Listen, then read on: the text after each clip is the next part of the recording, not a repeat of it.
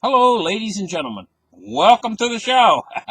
I'm glad to have you guys here on this Monday, the 15th of June, 2020. You know, when the civil unrest and stuff started a few weeks ago, it spread to cities really fast. I was shocked, But I was on top of it. Told you guys, I said when we got the relief from it, I just ahead of the relief, I was on here and I did a show that things are going to get a little bit better, and it was going to settle down. It did. It settled down for now. But there's troubling things happening out there. We really got to keep our eye on very carefully. And one of the things is food supply issues. Now, 80% of the people live in urban areas in the United States of America. That means only 20% of the people live out in the country, most of the people actually are in the cities, compacted in the cities. And they need a constant supply of food has to come into the cities, and most of it's brought in with trucks. If food runs out, you saw what happened, how quick trouble erupted in these cities. If food runs out, I mean, it could be such a big logistical problem that it can't be solved. And that could lead to chaos, and then chaos could lead to a bigger logistical problem to get the food in to these massive urban centers where there's massive voluminous amounts of people. It logistically, just to feed all those people, there's a system in place right now, and there's no redundant system in place. And I don't think there's any force out there that has the power to, if it were to erupt in many multiple cities across the United States, any sort of problem, I don't think there's any force out there that would have the logistical ability to actually feed all these people. It's a pipe dream. But we do have a system set up in place. It's an American trucking system. That's why I want you guys to pay close attention to what I'm going to show you right here. Okay, let's start the charts right here. Truck drivers reject delivery to cities with defunded or disbanded police. It says the overwhelming number of drivers will not pick up or deliver to cities with defunded or disbanded police departments. Well, forget about the police departments being defunded or anything. What truck driver is going to deliver to a city if they're having civil unrest in the city? The food's just not going to get in. And I'm going to tell you something. The vast majority of people that live in the city, they eat on a day-to-day basis. How they eat is they don't keep anything. What they do is they'll always just go out to the local store or whatever, or go to their favorite little restaurant or whatever and get something to eat on a day-to-day basis. They don't have food and water stored away, and the people in the cities don't. Are you kidding me? And so, if food isn't constantly delivered into these cities, if there is a breakdown, then the people are going to try to get food. And they're going to basically, whatever logistical, like the supermarkets and stuff, or the places where food is in the cities, they'll raid those places. That's what comes when they get hungry. Now, they weren't hungry when they went through the cities before and they were smashing windows and stuff and going inside and grabbing expensive jackets and coats off the rack and shoes and everything else. They weren't hungry. But when they get hungry, they're going to go for the food instead. And then all of your places that supply food in the city will be destroyed or busted down and smashed. And then you want to talk about the truckers. If their truckers are complaining just about defunding police departments here and saying that they're not going to deliver to these cities with defunded or disbanded police departments, then what are they going to do when the stores are all burned out and everything, all that infrastructure has been destroyed? Where are all these massive amounts of people going to find food if that were to happen? And so, before they go out and they start doing a civil unrest and stuff, they should think first about, where does my food come from? But they don't think about that. They just think about the immediate what they're going to do right now. They don't think about what's going to happen 2 weeks later or whatever if they go in and they start to do these things.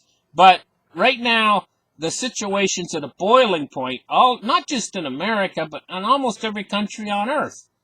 What's caused it? Well, the corona. You know, that's what's caused it. But that's only acted as a trigger to prick these enormous bubbles that we have that are trying to explode within the financial system. Now the Fed, you know, they're at this point now where they've put a lot in. They've stepped out further than what they're comfortable with. They went past their comfortability limit with their trillions that they've put in.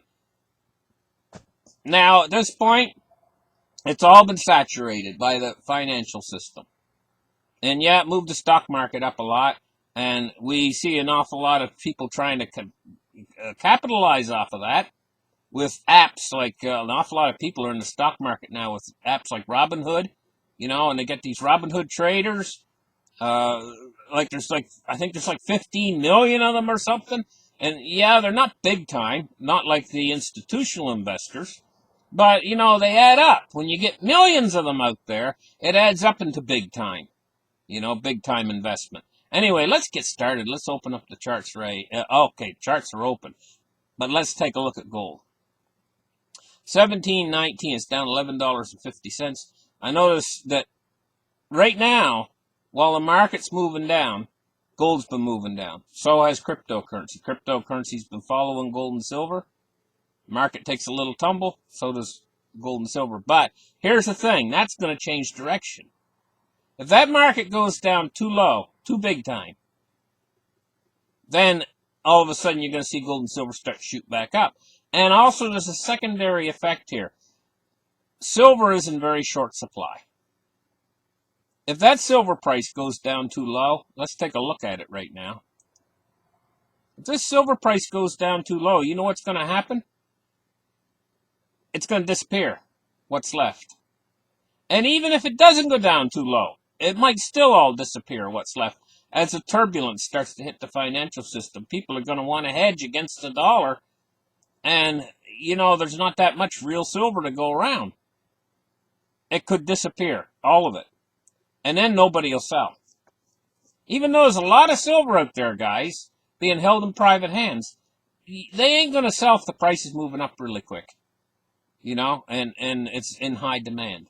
It just ain't going to happen. They ain't going to sell. Let's take a look now at cryptocurrency today.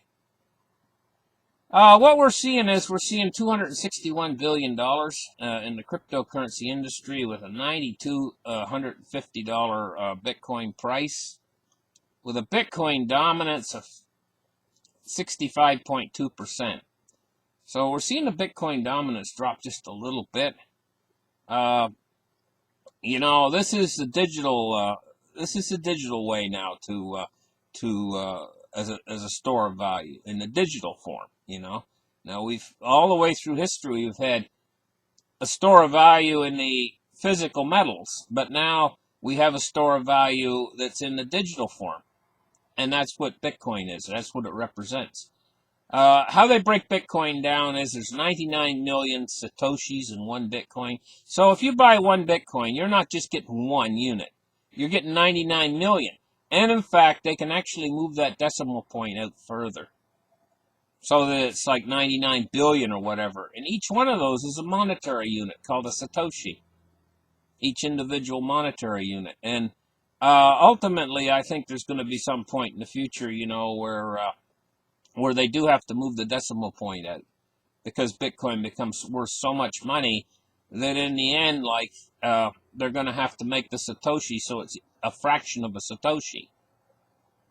You know, and that's what it's going to take to send a payment, probably, is a fraction of a Satoshi.